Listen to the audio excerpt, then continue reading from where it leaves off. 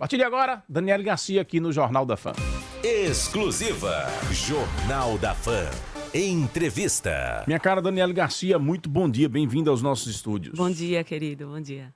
Daniele, você virou o centro das atenções na semana passada, após a decisão judicial que culminou com um resultado favorável para os réus da Operação Torre de Babel, que foi deflagrada à época que você estava à frente do Deltap. Sua avaliação. Lá no primeiro momento você postou nas suas redes sociais de que continuava confiando no trabalho rígido que foi feito à época pela Polícia Civil. Você permanece com essa mesma visão? Não tenha dúvida, Narciso. Continuo com absoluta certeza de que fizemos tudo o que era possível sob a fiscalização do Ministério Público e do Judiciário, porque era um inquérito complexo e que demandou várias medidas cautelares, né, como quebras de sigilo bancário, fiscal, telefônico. Tudo isso passa pelo crivo do Judiciário e do Ministério Público. E, então, nós atuamos dentro desse, né, junto com os demais órgãos e dando o nosso melhor. Então, assim, não tenho dúvida que nós fizemos o que era possível, digo nós porque nós éramos 3 delegados, né, o delegado Gabriel, que foi quem presidiu o inquérito, eu que dirigia a Deltap, e a delegada Nádia, que era a nossa assistente na época, que nós demos o nosso melhor, que todas as medidas foram cumpridas com excelência e que o resultado, né, o resultado final, seja absolvição ou condenação, está completamente fora do nosso alcance, né, do alcance da polícia. Então, o nosso sistema acusatório é extremamente complexo. Por uma questão didática até para os nossos ouvintes, para quem está acompanhando, que não conhece muitas vezes como é que acontece. Como é que é esse processo? Qual é o papel da polícia nesse processo de investigação? Seja crime de corrupção, enfim, Pronto. Qual é o papel da polícia, então, nosso sistema acusatório é complexo e diferente do que acontece nos Estados Unidos. Então, como é que acontece no Brasil? Primeiro, o fato é apurado pela Polícia Civil, que é a Polícia Judiciária. Então, a polícia instaura inquérito, colhe todas as provas, encaminha para o Ministério Público, que é o dono da ação penal. O dono da ação penal vai, então, denunciar, ou não, né? Vai denunciar, vai conduzir toda a instrução, toda a instrução processual é conduzida pelo Ministério Público e, ao final, o Judiciário, com base naquilo que for confirmado ou não no processo judicial, vai condenar ou vai absolver. E pode absolver por várias questões, né, Narciso? Isso é importante dizer também. Pode absolver porque o fato não aconteceu, pode absolver porque os réus não cometeram aquele delito, ou pode absolver, como foi o caso, por entender que as provas, né, que foram carreadas ali no processo não confirmaram os fatos. Então, não é uma condenação porque o fato não aconteceu ou porque o réu não cometeu aquele crime. É apenas entendendo que as provas foram insuficientes para manter essa condenação. E veja, isso acontece mais corriqueiramente do que as pessoas imaginam, né? E talvez tenha chamado tanta atenção por se tratar de uma operação que chamou muita atenção. Mas vamos retroceder lá até 2017. Por que essa operação chamou tanta atenção? As pessoas se lembram disso? Porque nós fizemos várias operações na época da Deltap. Começou com a Operação João de Barro, que foi uma operação de sonegação, grande sonegação fiscal, que a gente recuperou mais de 50 milhões para os cofres públicos. Nós fizemos a Operação Castelo de Cartas. Teve a Operação Venal, a Operação Indenizar-se, a Operação Torre de Babel e tantas outras, né? Então, o que precisa ficar claro, Narciso, é que quando a gente chegou na Deltap, era a antiga DEOT. Ainda teve a da Lese também, né? Subvenção, Operação Subvenção. Quando nós chegamos na Deltap, em 2009, eu me recordo do secretário João Batista chegar para mim e falar assim: Dani, você tem uma nova missão. Nós vamos transformar a DEOT, Delegacia de Ordem Tributária, em DEOTAP, acrescentar o AP, Crimes contra a Administração Pública. E eu dizia assim: João, mas nós não temos nenhum inquérito instaurado de combate à corrupção na delegacia. Não tínhamos, Narciso. E ele falou: exatamente, mas a gente vai quebrar esse paradigma aqui no Estado. Por que a gente só vai trabalhar contra o tráfico, roubo, latrocínio, homicídio, crime contra a mulher, e não vai apurar os crimes contra a corrupção? Então, vamos estruturar a delegacia para que a gente consiga, né, ter formas de receber denúncias e de apurar o combate à corrupção, que é o desvio do dinheiro público. Então, uma coisa que era muito interessante na época: não havia na Polícia Civil investigação de combate à corrupção. Quando nós começamos a fazer esse tipo de investigação, óbvio que chamou a atenção da imprensa. Você é jornalista, você sabe disso. E muitas pessoas, né, falam assim, mas houve uma espetacularização das operações. Eu devolvo a pergunta. Houve espetacularização ou houve uma curiosidade exacerbada porque a gente parou de prender apenas o pobre, o preto e o periférico? Porque era isso que acontecia. É isso que acontece de rodo. Eu mesmo, quando delegado, já prendi o bebinho da esquina, já prendi o traficante de beira de esquina, já prendi grande traficante, já prendi um grande traficante do PCC, do Cabeção, que veio para cá fugido, matou policial civil, matou agente prisional em São Paulo e correu para cá. E prendi também gente envolvida em corrupção. Então, o que chamou muita atenção na época, e podia ser Daniele, Joana, João, Maria, Patrícia, qualquer pessoa que se colocasse naquela função de investigar a corrupção de forma inédita no nosso Estado, né, por parte da Polícia Civil, chamaria muita atenção.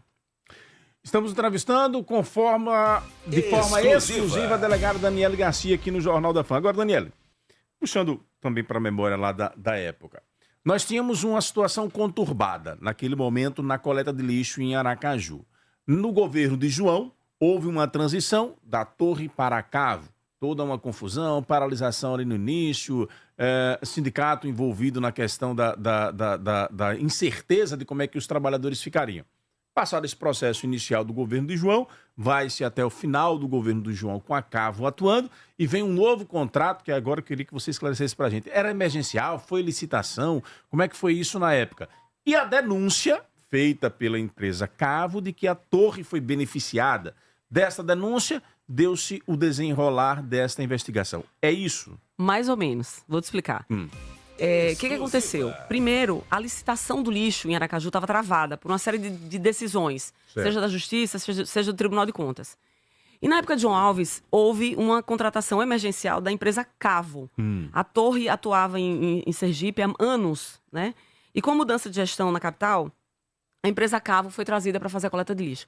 Então, Narciso, é importante dizer que o primeiro inquérito policial investigando a coleta de lixo em Aracaju ocorreu por parte da Deltap contra a Cavo. O que aconteceu? O advogado da torre, né, doutor Evânio, ele apresentou para a gente uma representação criminal contra a Cavo, né, dizendo que havia indícios de que aquela contratação emergencial havia irregularidades, vamos chamar assim. Então, o delegado Gabriel instaurou o primeiro inquérito contra a Cavo. Então, nós instauramos inquérito. Foi pedido todas as quebras de sigilo telemático, telefônico, para tentar descobrir aquilo que a denúncia inicial, que nos foi trazida pelo representante da torre, enfim, para investigar se havia alguma irregularidade. Esse inquérito foi concluído pelo delegado Gabriel e o próprio delegado deixou de indiciar por entender que não havia sido provada nenhuma irregularidade. Essa decisão do delegado Gabriel foi seguida pelo Ministério Público e pelo Judiciário e esse inquérito foi arquivado, certo? Na defesa da Cavo, neste inquérito, a Cavo nos traz uma série de documentos e diz assim, olha, na verdade, vocês estão me investigando, mas o que deveria ser investigado é o contrato com a torre e o suposto superfaturamento, né, dos anos. Eles questionavam uma série de coisas. Eles questionavam, por exemplo, a quantidade de toneladas de lixo. Mas como é que a gente coletava X toneladas de lixo na nossa época e hoje isso aumentou para 2, 3X? De onde vem? Não nasceu 1 milhão de pessoas em Aracaju? Não há nenhuma catástrofe, né, na cidade para que essa coleta de lixo tenha aumentado tanto assim. E eles suspeitavam que estava havendo uma fraude na pesagem desse lixo, na mistura do lixo orgânico, né, com os entulhos. Então havia uma mistura e o peso do lixo do entulho é muito menor. E quando você mistura e pesa o lixo orgânico com entulho, obviamente isso dá um valor maior. Então havia essa suspeita. E por isso, a tonelada de lixo tinha aumentado substancialmente e, concomitantemente, o valor, né, pago pela prefeitura. Era essa, basicamente, a denúncia. Então, isso é importante dizer, porque o primeiro inquérito foi contra a Cavo, não foi contra a torre. O inquérito da torre foi instaurado com base em denúncias que a Cavo traz para a gente na sua defesa. Isso é um fato. Bom, e o desenrolar da investigação é o que todos já sabem, né? Assim, repito, foi uma investigação feita com o acompanhamento direto do Ministério Público. Né? Dr. Jarbas Adelino estava desde o início no inquérito, na investigação com a gente. Me lembro, eu estava até ali, antes de entrar aqui, o afastamento de Mendonça Prado, que era diretor da Insurb na época, não foi nem pedido por nós. Foi pedido pelo Ministério Público na Ação Civil Pública. Entende? Então vejam como nós estávamos conectados ali naquele momento. Aliás, essa conexão era tão grande, Narciso, que o Ministério Público sempre participou das nossas entrevistas, inclusive. Quem não se lembra da Operação Indenizar-se? Na Operação Indenizar-se, eu me lembro que eu fui fazer a busca e apreensão na Câmara de Aracaju e o promotor Jarbas estava comigo, presente comigo, fazendo a busca e apreensão. Então, houve sempre acompanhamento do Ministério Público. E não digo isso para tirar nenhum tipo de responsabilidade, absolutamente. Só quero dizer que havia uma investigação, na época, com o devido acompanhamento. E tem mais, né? Para deixar claro. Todas as medidas cautelares, inclusive prisão. Porque prisão, para que a população entenda, a prisão, salvo a prisão em flagrante, que aí sim o delegado de polícia tem a autonomia para decidir ali se prende ou não prende, todas as demais passam pelo crivo do judiciário. Né? Então, assim, não houve qualquer tipo de responsabilidade por parte da gente. Eu recebi muito retorno quando compartilhei a matéria com a sua posição, muitas pessoas comentando, dizendo, ela é morista, ela é amiga do Moro, aprendeu a mesma prática, começou a atuar como o Moro atuou contra Lula, foi isso que fez esse processo e se aproveitou da polícia para entrar para a política. Como é que você reage a isso? Olha, essa narrativa é muito bem construída pelo ex-governador Jackson Barreto. Mas eu vou trazer essa mesma narrativa construída por Suquita. No ano de 2014, nós fizemos uma grande operação e prendemos Suquita, na época. 2014. E a defesa de Suquita é sempre no sentido de dizer que eu prendi ele pensando na minha atuação política. Só que tem um detalhe. De 2014 a 2020, eu sequer tinha filiação partidária. De 2017, que foi o ano da Torre... Da Torre de Babel, para 2020 eu continuava sem filiação partidária. Então, veja se tem lógica esse raciocínio. Como é que eu prenderia Suquita em 2014? Daqui a 6 anos eu vou me filiar a um partido político e vou ser candidata a prefeito de Aracaju. Ou, em 2017, eu vou fazer a operação Torre de Babel e em 2020 eu vou me filiar. E tem mais, Narciso. Em 2018 houve eleição. E eu não participei daquela eleição. Eu sequer tinha filiação partidária. Então, assim, esse argumento, para mim, cai totalmente por terra. Agora, quem quer de alguma forma, me diminuir, né? Quem quer, de alguma forma, macular minha imagem, aí vai usar desse argumento, que não tem sentido algum. Daniele, Ministério Público, inicialmente você trouxe aqui a informação, corroborou com a sua decisão, foi o ente, digamos assim, que dentro do processo aí, dentro da ação judicial, optou por pedir a inocência dos réus por ausência de provas. O que aconteceu? Faltaram provas na sua investigação para chegar a essa decisão? Narciso, eu acho que o Ministério Público pode se manifestar sobre isso, né, ou não sei como é que eles vão fazer, mas não cabe a mim fazer esse julgamento, né?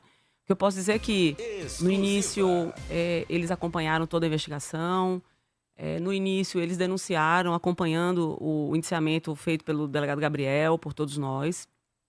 E a mudança de entendimento, realmente, eu não sei te dizer. Acho que é uma explicação que talvez possa ser dada por eles, né? É o mesmo promotor da época? Sim, é o mesmo promotor. É o mesmo promotor.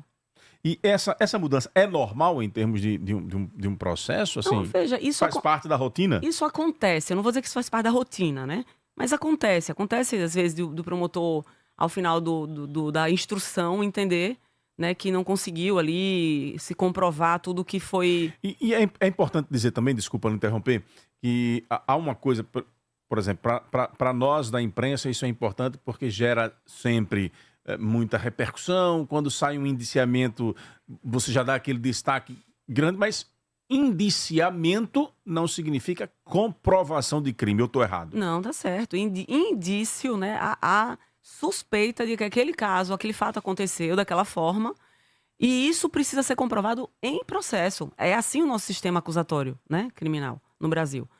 Então, não é incomum que o promotor, ao final, peça absolvição. Se você me perguntar assim, é comum? Isso acontece sempre? Não, claro, porque o promotor é o dono da ação penal. Então, é óbvio que ele vai trabalhar ali para condenar, né? Ele vai fazer a parte dele. Agora, eventualmente pode acontecer. E nesse caso específico, eu não sei te explicar, porque assim, no início, repito, acompanhou toda a nossa investigação, deflagrou ações civis públicas. Eu até tô com peguei aqui uma decisão que... Vou citar a Mendonça Prado, que eu vi que ele estava em outra rádio falando. A desembargadora mantém Mendonça Prado afastado da Insurb. Aí, o afastamento foi determinado pela Terceira Vara Criminal da Comarca de Aracaju, atendendo a uma ação pública ajuizada pelo Ministério Público do Estado de Sergipe por improbidade administrativa. Os promotores Jarbas Adelino, Bruno Melo e Luciana Sobral alegaram que Mendonça Prado descumpriu 3 decisões judiciais. Ou seja, veja que eles estavam conectados com essa ação desde o início, né? Não só na área criminal, mas também na área civil. Então, é isso, assim, eu não posso falar pelos outros, né? Eu posso falar por mim. Da nossa parte, tenho certeza. Tudo que a gente pôde fazer para tentar comprovar os fatos foi feito. Eu já disse isso aqui uma vez e vou repetir minha posição de forma muito clara e transparente. Eu acho que há sempre desconfianças que vão ficar quando essas investigações acontecem com políticos, porque a política ela atrai as paixões. Então, sim, o apaixonado por lado A vai achar que o seu político está sendo perseguido, aquele que é contrário vai adorar, porque é pauta contrária, aquele que ele não gosta, e assim sucessivamente para todos os lados. O que eu acho que a gente precisa, enquanto sociedade, ter cuidado, e isso eu já coloquei aqui muitas vezes quando aparece algum prefeito ou prefeita de Sergipe que foi alvo do Deltap, a primeira coisa que diz estou sendo perseguido.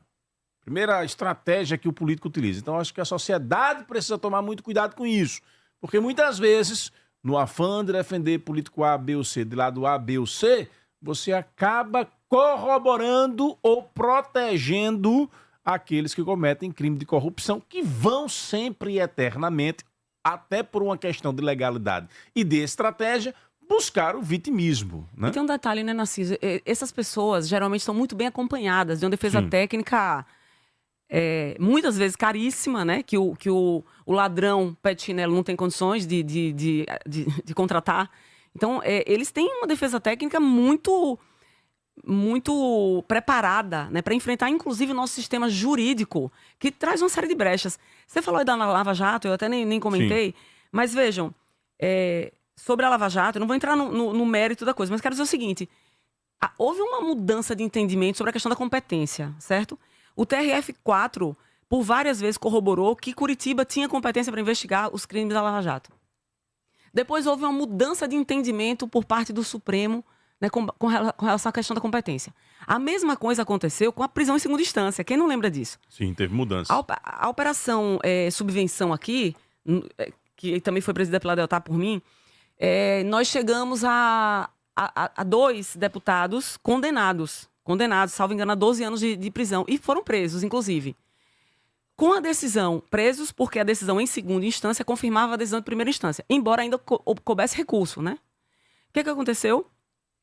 Com a soltura de Lula, por causa do entendimento do STF de que prisão em segunda instância não era mais possível, que só poderia haver prisão se houver com trânsito definitivo em julgado, todas as demais prisões caíram por terra. Então, os 2 deputados aqui também foram soltos, né? E foram... Acho que Suquita, época também? Não, Suquita já tinha sido... Caso. É outro caso. Paulinho da Vazinhas e Augusto Bezerra, na época. Então, veja, é importante dizer que essas mudanças de entendimento jurídico que nós temos o tempo inteiro dificultam um monte, né? Para que haja as investigações. Inclusive, sobre a prisão em segunda instância, em 2019, o Brasil pleiteia há muitos anos a entrada na OCDE. Todo mundo sabe disso. E em 2019, com essa mudança de entendimento, a própria OCDE, né, declarou que um dos impeditivos do Brasil para entrar no grupo era exatamente a questão da decisão de queda da prisão em segunda instância. Porque nos países que participam, né, do grupo, o combate à corrupção, à lavagem de dinheiro e ao terrorismo tem que ser ferrenhos. E ali o Brasil dava uma demonstração para eles de que o Brasil estava indo na contramão do combate mundial à corrupção. Então, veja, esse é um problema do nosso sistema jurídico. É quase que trocar o pneu do carro com o carro andando e as regras mudando e você não sabe exatamente que regra está valendo naquele momento. Entende? Vamos a Magna Santana, que tem uma pergunta. Antes, eu tenho um recadinho. A Prefeitura de São Cristóvão ampliou para dia 31 de maio o prazo do Fique em Dia, programa de quitação de dívidas. Se você tem débitos com o SAI até 31 de dezembro de 2024, não perca essa oportunidade de regularização. São duas opções de negociação: pagamento à vista, com 100% de desconto nas taxas, ou parcelamento em até 36 vezes. 500 famílias já foram contempladas com a iniciativa e a sua também pode ser beneficiada. Então, compareça ao SAI de segunda a sexta-feira, das 8 às 16 horas. Leve seu documento de identificação e as faturas em atraso. Informações através do 981576146, 981576146. Prefeitura de São Cristóvão, cidade mãe de Sergipe. Aqui é trabalho. Magna Santana para pergunta. Magna 7h49, Magna. Já. Santíssima. Meu Deus, então vamos voar. Bom dia, Dani. Meu questionamento é o seguinte. Recentemente, o ministro da Justiça, o Ricardo Lewandowski, disse e repercutiu até bastante que a polícia executa mal prisões, executa prisões de forma equivocada e por isso o judiciário é obrigado a soltar. Aquele jargão, polícia prende, judiciário solta. Isso é muito comum. Então, eu lhe pergunto, se as prisões, e segundo ele disse que se as prisões fossem feitas de forma técnica, com dados, os indícios, dificilmente um juiz soltaria. Então, eu volto a essa pergunta. Houve na sua opinião, alguma falha? Se vocês tivessem feito tudo certo mesmo, isso com essas provas comprobatórias que você até disse que teve, que foi um trabalho muito exaustivo, de muita apuração. Então, aonde é que estaria aí essa falha? O judiciário diz que não teve essas provas suficientes e acabou aí inocentando e todo esse processo que já foi colocado. Esse é o meu primeiro questionamento nesse sentido. E o segundo é uma avaliação que, se possível, você pudesse fazer, saindo para a questão política, de mais uma vez o risco do agrupamento ao qual você faz parte sofrer novamente problemas nessas próximas eleições de 26, porque ainda está se juntando os pedacinhos, juntando os pedacinhos de todos os problemas. Então eu lhe pergunto, recentemente as declarações do André Moura, aqui no Jornal da Fã, e o André Moura disse que já é o candidato ao Senado, do governador Fábio Mitidieri. Então, é do governador Fábio Mitidieri ou é do agrupamento, já que você também tem, acredito, Alessandro Vieira como um candidato? Então, vai ter problema novamente? Você acha que vocês vão ver esse filme novamente, já que está novamente o pessoal querendo aí, já criando, falando de rejeições dentro do agrupamento político? Eu queria que você avaliasse isso, por favor. Magna, muito bem. Voltando ainda ao assunto, daqui a pouco você entra na política, nessa segunda pergunta de Magna, a pergunta dela do erro, se houve algum erro, e aí eu trago a fala do governador Jackson Barreto, do ex-governador. Ele diz aqui, abro aspas: está provado que você queria apenas aparecer. Ele botou aparecer em letras garrafais. Nas redes sociais e nos demais veículos de comunicação para se lançar na política. Letras garrafais também. O que você fez em seguida? Mesmo que isso custasse a desonra de pessoas inocentes. Você agiu por puro oportunismo político, escreveu Jackson Barreto em uma postagem nossa no Instagram. E aí complemento que o Zeca lá do Cochiva está perguntando se a justiça agora vai devolver o dinheiro que foi apreendido à época. Bom, vamos lá, vamos por partes. Não houve dinheiro apreendido à época, Esse é um primeiro ponto. Eu até vi nas redes sociais, porque alguém falou, a gente recuperou 200 milhões, isso vai ser devolvido. 200 milhões na época de atuação da Deltap, de 2009 a 2017, certo? Deixar claro isso. Em várias operações. Em várias operações. Eu citei aqui a João de Barro, que a gente apreendeu 50 milhões, teve uma da MS que a gente apreendeu mais 50 milhões, então foram 200 milhões durante o período. Mas nessa investigação específica, não houve apreensão de dinheiro. Não houve. Então, fique tranquilo que não há, não há devolução a ser feita. Primeiro ponto. Segundo, não houve apreensão ilegal, não. Vamos falar sobre Lewandowski.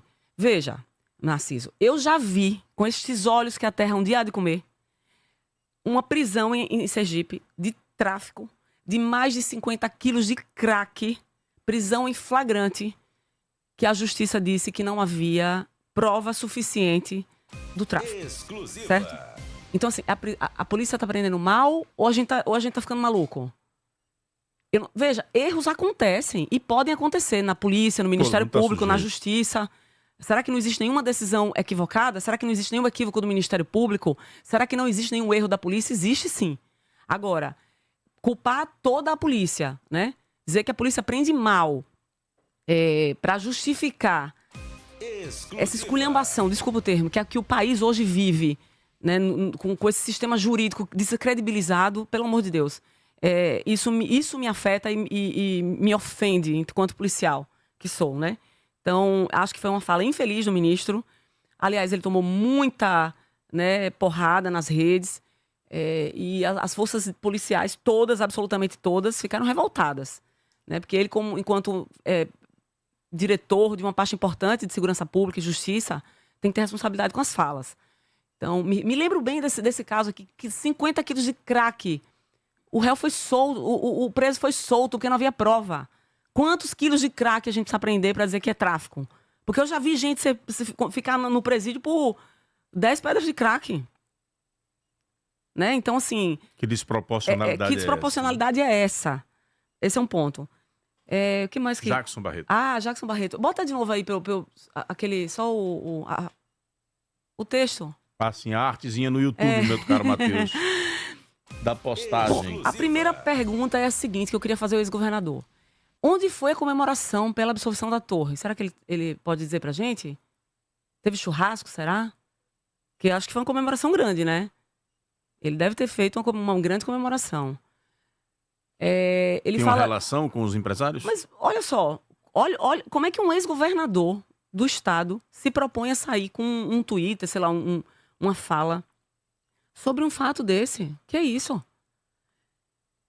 Dizer que eu queria aparecer nas redes sociais, né, para se lançar na política. O que fez em seguida? Em seguida, quando? 3 anos depois? 3 anos depois, porque a operação da Deltap, essa operação vai fazer quantos anos? 8 anos. 8 anos agora, dia 24. Anos, dia 24 Daqui a 2 dias. Pronto. Foi em 24 de abril de 2017. Daniele Garcia se filia a um partido político em 2020. Então, acho que há um descompasso aí nessa fala, né? E que custasse a desonra de pessoas inocentes. Você agiu por puro oportunismo político. Eu e o Ministério Público? E quando falo eu, é a Polícia Civil e o Ministério Público, nós tínhamos interesses políticos. Porque quando faz uma postagem dessa direcionada a Daniele, está desonrando toda a Polícia Civil. Eu não atuei sozinha nesse caso. Éramos 3 delegados, vários agentes escrivães. Eram promotores de justiça que acompanhavam. Todo mundo tinha interesse político. Todo mundo estava prevendo que 3 anos depois Daniele seria candidata a prefeita em Aracaju. Eu vou dar um desconto, Narciso, pela idade do senhor Jackson Barreto. Né? Acho, inclusive, que pelo pouco tempo de vida que ainda deve restar para ele devia aproveitar os anos para curtir, viajar, namorar, fazer coisas legais, interessantes, né? Não precisa perder o tempo dele me atacando. A gente não precisa de política de ataque. Aliás, ele já está fora do campo político, né? Vai descansar, criatura. Vamos concentrar em fazer coisas produtivas, em pensar saídas. Não se preocupe, ex-governador Jackson Barreto, que nós não esqueceremos você, jamais. Nem eu, enquanto servidora pública, nem os aposentados, nem os pensionistas. A gente jamais vai esquecer do atraso de salário, do parcelamento de salário, de você ter sido o pior governador da história de Sergipe. A gente não vai te esquecer, fique tranquilo. Né? Não precisa me atacar a minha honra, a minha imagem, com postagens ridículas desse jeito. Porque, afinal de contas, você não me ataca apenas a mim. Você está atacando toda a instituição Polícia Civil e o Ministério Público também. Exclusiva. Então, essa rivalidade Daniele e Jackson já vem de algum tempo, né? Vira e mexe e tem algum enfrentamento. Já tiveram algum encontro público, alguma conversa pessoal, alguma coisa desse tipo? Sim, já tive. E eu cumprimento. Ele não olha na minha cara, mas eu, como sou uma pessoa educada, eu cumprimento. Ele nunca olha pra você quando encontra? Ele finge que não me vê, né? E me recordo que recentemente nos encontramos no Palácio. Bom dia. governador, eu olhei para ele, ele virou a cara para mim, né? Enfim, mas a gente compreende, isso é bobagem, né? Eu sou uma pessoa republicana e educada, falo com absolutamente todas as pessoas, né? Então não é isso que vai me tirar. Agora, assim, eu só não consigo entender a ânsia que ele tem. Agora, veja, aliás, consigo entender, né? Na verdade, consigo entender. Tudo isso é porque as exonerações que foram feitas no ano de 2017 pelo próprio ex-governador chamaram tanta atenção. Ele é quem tem que justificar por que exonerar o secretário João Batista, o superintendente Alessandro Vieira e a delegada Daniele Garcia. Por quê? Para quê exonerar nós três naquele momento ali, para que investigações não acontecessem? E eu não estou falando só da investigação da Torre, não. Narciso, nós temos uma investigação da Indenizasse. Quem não lembra disso? A Indenizasse é uma operação que foi antes da Torre. Se a Torre já tem 8 anos, quantos anos mais nós vamos precisar para julgar o caso da Indenizasse? E não vai me surpreender se houver absolvição no final, não. Agora eu lhe pergunto, eu estou ficando doida?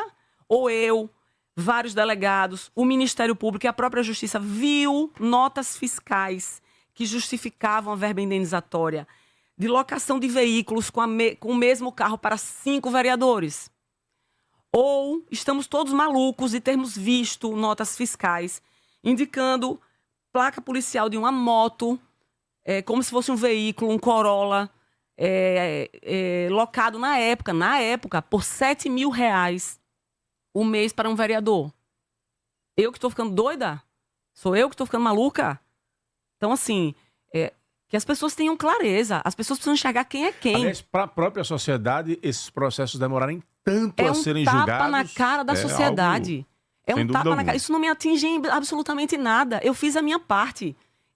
Aliás, eu fiz a minha parte eu fiz tanto a minha parte que me recordo aqui desse ofício. É datado de 16 de fevereiro de 2017. Ó. Não tinha nem ocorrido a Operação da Torre.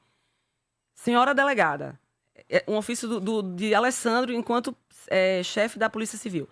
Considerando que uma das prioridades da Secretaria de Segurança Pública é o combate dos crimes da corrupção e que este departamento está investigando uma série de denúncias de crimes, considerando as repercussões das investigações já finalizadas e as em andamento pela DEOTAP, vimos pelo presente determinar a Vossa Senhoria o uso de escolta policial em qualquer situação que entenda necessária, tanto para a proteção da sua integridade física, bem como da sua família. Cumpre nos destacar que a escolta poderá contar com apoio extraordinário de policiais da equipe dessa Superintendência de Polícia Civil. Então, Narciso, eu sei o que eu sofri na pele. Isso aqui é um ofício da chefia de polícia determinando que eu não saísse da minha casa para a esquina sem escolta policial, porque nós recebíamos diversas ameaças de morte. Vem à memória as ameaças que sua filha também recebeu? Claro que vem. Claro que vem. As inúmeras ameaças que nós... Isso aqui é um documento. Eu li para vocês um documento. Eu não estou inventando, eu não estou criando nada disso. E olha, eu falei de Du Cabeção, porque eu me recordo que esse caso foi um caso... Eu trabalhava no COP. A gente ainda tem tempo para falar isso? Sim. Eu trabalhava no COP e nós descobrimos que num condomínio aqui do Mosqueiro havia uma pessoa com família, com carros, vários carros com placa de São Paulo. E investigando, a gente descobriu que esse cara era um foragido, uma pessoa na escala do PCC de grande importância, que fugiu durante a ida para uma audiência em São Paulo. Um helicóptero pousou, matou toda a escolta policial e esse cara foi resgatado. E ele veio parar aqui em Sergipe. E nós fizemos a prisão desse cara. Quem fez a prisão fui eu, a minha equipe. E na audiência, eu me lembro que o juiz perguntou: doutora, a senhora quer ficar frente a frente com o réu? Falei, claro, eu que interroguei ele. Eu não tenho medo de preso. E fui e fiquei à frente dele. Veja, um cara que tentou corromper eu e os outros delegados na época, oferecendo R$250 mil para cada um dos delegados. E nós fizemos o flagrante dele por corrupção naquele momento. Ou seja, ele estava preso porque ele era foragido de São Paulo. E nós fizemos o flagrante dele. Assim, durante esse período, Narciso, eu não recebi ameaça de morte. Eu trabalhava com os piores criminosos, os mais cruéis criminosos. E eu nunca recebi uma ameaça de morte. Foi atuar na DEOTAP que a minha vida virou um inferno, a minha e a da minha família. E assim, acreditem, não acreditem quem está nos ouvindo, eu tenho provas, eu tenho documentos, né? E ver um ex-governador, né, fazer uma defesa. Faltou o churrasco. Será que teve picanha, filé nessa comemoração? Quem participou dessa comemoração? Né, governador? Isso acho que você pode dizer. Então, só para finalizar, Vá aproveitar os últimos anos que lhe resta. Vá amar e ser feliz. Deixa a gente trabalhar. Fique tranquilo. Repito, nem os funcionários públicos, nem os pensionistas, nem os aposentados jamais esquecerão a forma desastrosa como você conduziu nosso Estado, inclusive deixando a gente sem salário durante muitos meses. Estamos entrevistando de forma exclusiva aqui no Jornal da Fã, Daniele Garcia. Exclusiva. A Qualitycar, empresa referência nos serviços de funilaria e pintura automotiva, está de casa nova e agora com uma novidade, o serviço de estética automotiva. Então, se você ama seu carro e quer que ele esteja sempre impecável, nos faça uma visita. A sua satisfação é a nossa prioridade. Podemos deixar seu carro brilhando de novo. Avenida Poeta Mário Jorge Menezes Vieira, número 2720, Coroa do Meio. Agende sua visita agora mesmo pelo telefone 999605609. 999605609. Atendemos particulares e segurados. Qualitycar, onde o seu carro ganha vida nova. Com mais de 20 anos de experiência no transporte, movimentação e elevação de cargas pesadas, a Apollo Service Munks e Guindastes conta com uma frota de guindastes e caminhões Munks novos e de diversas capacidades operacionais, prontos para atender os mais variados projetos com remoção de equipamentos na área comercial e industrial, montagem de galpões e suporte direto na construção civil.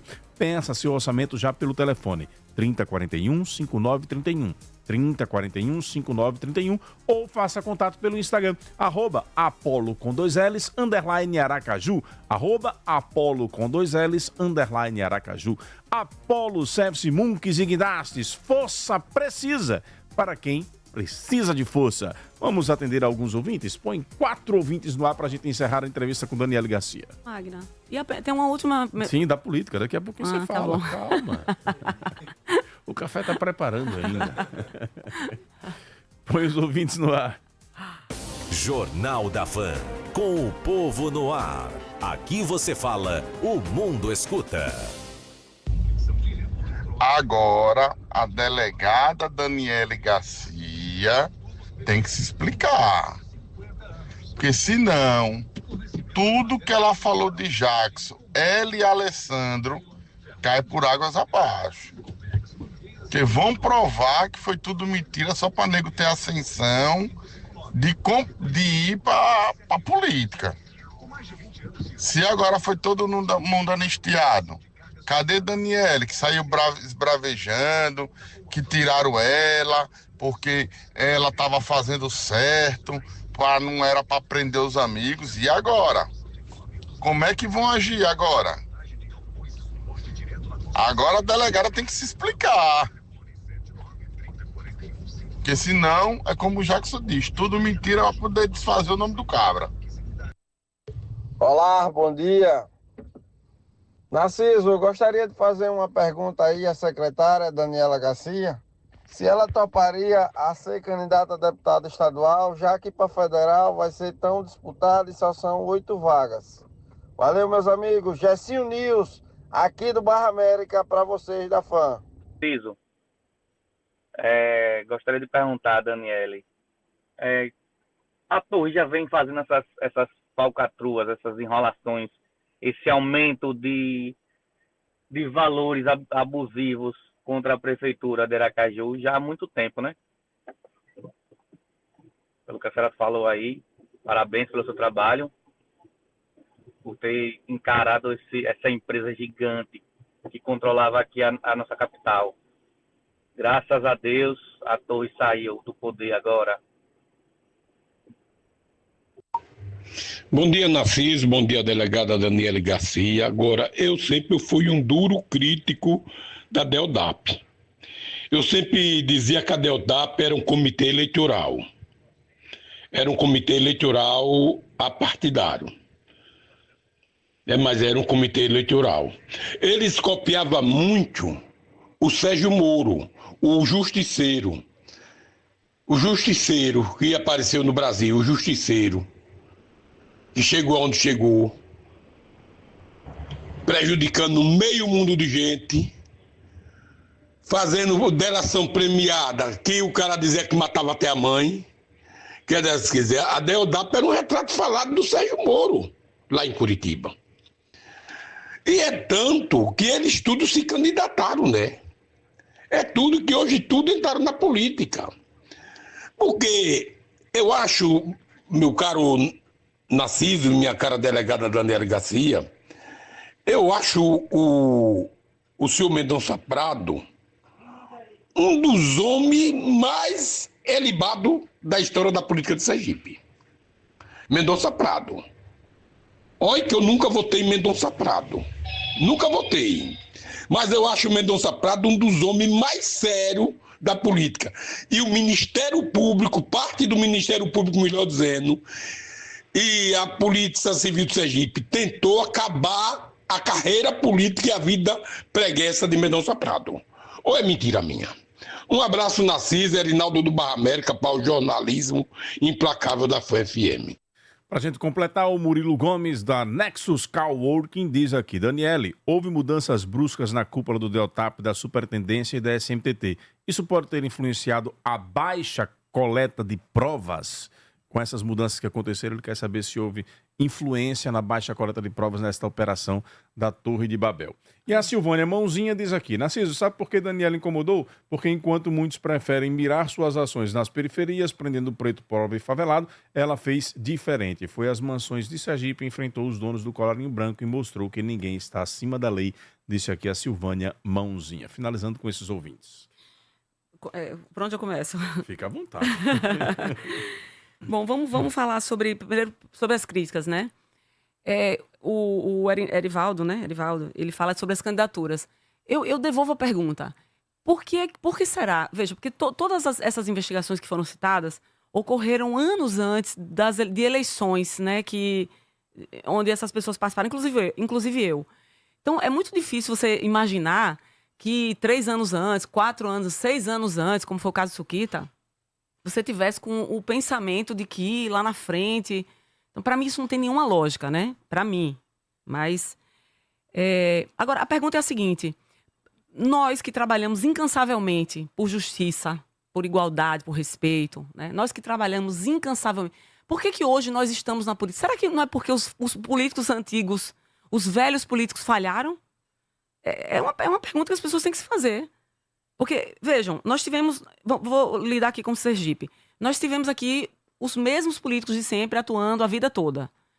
Por que se abriu essa brecha para que novas pessoas entrassem na política? Novas pessoas, não estou falando novas em idade necessariamente, estou falando que pessoas que nunca participaram da política. Porque meus pais não são políticos, nunca foram filiados a partido político, eu nunca nem participei de eleições na Universidade Federal de Sergipe, onde eu me formei. Nunca, nem participei. Então... a pergunta é contrária. Assim, nós viemos para a política porque os velhos políticos falharam e falharam feio. Olha aí Jackson Barreto. Olha aí o velho Jackson Barreto. Então, a nossa vinda foi... não há espaço vazio, Narciso. Esses espaços se abriram porque ninguém aguentava mais a velha política. A política tradicional de passar... É quase uma capitania hereditária, vai passando de um pro outro, de um pro outro, de um pro outro, de um pro outro, né? E é a mesma coisa. O Pedro parabeniza e eu fico feliz, Pedro, porque eu sei que eu tenho um reconhecimento de muitas pessoas, as pessoas me conhecem. O tempo é o senhor de tudo. Eu tenho 24 anos, faço 24 anos agora em novembro, esse ano, de polícia. Eu nunca respondi uma improbidade administrativa. Eu nunca respondi a um inquérito policial ou a uma sindicância ou PAD por corrupção. Eu nunca respondi processo por crime nenhum. Né? Eu tenho minha vida completamente ilesa aqui. Eu sou uma pessoa transparente. A minha vida é um livro aberto. Todos me conhecem. Então você pode concordar comigo, pode discordar dos meus posicionamentos, enfim. Mas nunca me chamar de criminosa. Você nunca pode dizer que eu conduzi as coisas... Conduzir pensando na política como? Eu ia pensar na política 6 anos antes, 3 anos antes. Que maluquice é essa? Dani, vou precisar interromper só para você ir direto para a pergunta da Magna Santana, porque nós já estamos com o tempo estourado. 8h12. Já estão puxando minhas orelhas aqui. Sobre o grupamento, né, Magna? Sobre o grupamento, André Moura e essa disputa. Veja, eu acho legítimo que André pleiteie a vaga de candidato, pré-candidato ao Senado. É legítimo. São 2 vagas, então, obviamente, o governador vai ter aí, no mínimo, 2 candidatos. Posso falar sobre o meu candidato, que é o senador Alessandro. O meu candidato é o senador Alessandro. Aliás, um homem sério, íntegro, que você também pode discordar de posicionamentos, mas que ninguém tem absolutamente nada para falar sobre ele. Sobre voltinha de emenda parlamentar, que se fala muito sobre isso, né? Será que existe isso aqui em Sergipe? Não sei. Sobre corrupção, sobre vender ou comprar apoio político. Então, é com essas pessoas que eu quero estar. Então, o senador Alessandro, sim, é o meu senador. E a Magna pergunta se o grupo vai ficar rachado, ou como é que vai... Veja, eu acredito também muito no meu governador. Se André Moura for o escolhido, será seu senador também? Veja, eu não tenho ainda essa resposta para você. Eu tenho uma vaga de Senado. A minha primeira vaga é do senador Alessandro. A segunda vaga a gente vai ter que conversar. Vai ter que ver quem é que vai ser. Será que André vai realmente estar livre para ser candidato a Senado? É uma pergunta que se faz. Sim. Então, assim, a gente precisa, né, que isso seja ainda esclarecido. Quem serão os outros candidatos? E eu acredito muito que Fábio vai saber conduzir tudo isso. Fábio tem sido muito democrático. Aliás, democrático demais. Tanto assim que permitiu todas essas candidaturas. E há quem diga que a vitória de Emília tenha sido por conta disso. Estadual ou federal? Essa resposta vai ficar para depois, Narciso. Porque hoje eu não quero confundir as bolas aqui. E, aliás, alguém me perguntou aí, não foi um dos ouvintes? Se você não toparia a minha vinda para cá hoje era para falar enquanto delegada de polícia, enquanto uma das presidentes do inquérito da Torre de Babel, né, da operação. A gente volta aqui para falar sobre política, mas hoje eu não queria misturar as bolas, sabe? As coisas têm que ficar muito claras aqui. A minha atuação policial é uma e a minha atuação política é outra. Queiram, não queiram, acreditem, não acreditem, isso para mim é muito claro e eu sou muito correta nas minhas atuações. E quando a gente tiver essas decisões, a gente volta aqui para falar sobre isso. Obrigado pela participação. Obrigada Até a você, próxima. querida. Um beijão.